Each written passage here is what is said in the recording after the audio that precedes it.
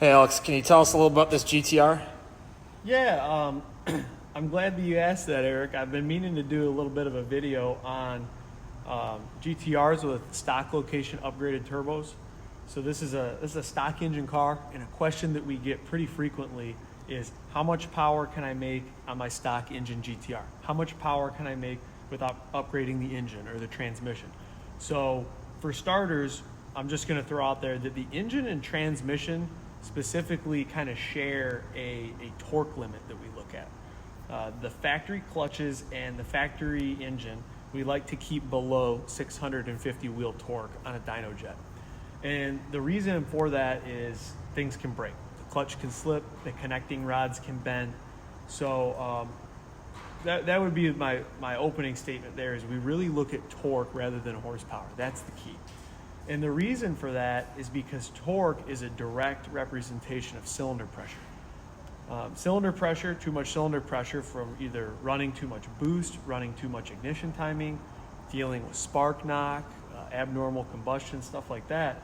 Having too much cylinder pressure means that we can break things, break connecting rods specifically on the engine, pistons, etc.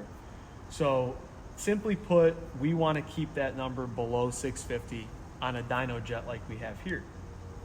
So this car started at the FBO stage, or the full bolt-on stage, which means that it's going to have your basic intake and exhaust mods.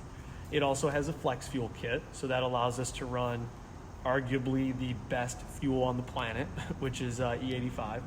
So at a full bolt-on level, we're not making much more torque than this one does.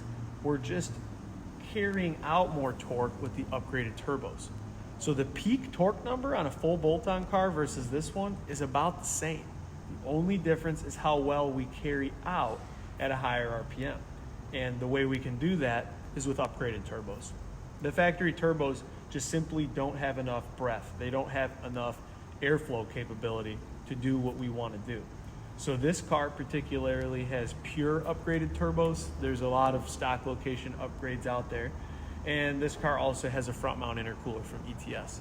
So those two things combined there with the full bolt-on package, and you can be making over 800 wheel horsepower with a stock engine and transmission. This particular setup here, we finished at 805 today, 805 torque, 805 horsepower, 632 torque. So you've probably seen a torque number like that on a full bolt-on car. We're keeping the torque at a safe level. Through careful transmission tuning, we can make the factory clutches live at this level as well. And I think the engine is going to be pretty happy. To be clear, these numbers are really only going to be possible on E85 or a very nice racing gas. On pump gas, this car was making about 640 wheel horsepower. But it's still a really, really nice street car at that level, just on 93 octane. So that is kind of a brief explanation of what you can do with a stock engine and stock transmission. I know many of you have questions about these cars, and we're going to be making a lot more videos on them.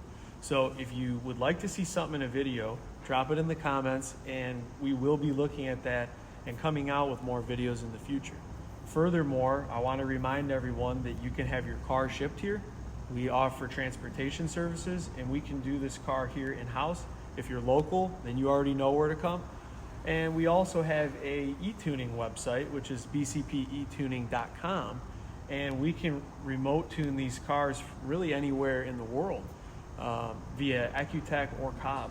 So if any of that stuff seems appealing to you guys, please let us know, drop the comments, and we'll be definitely coming out with some more videos on them so you guys can learn more about these cars. So thanks for watching today, and we look forward to seeing you again.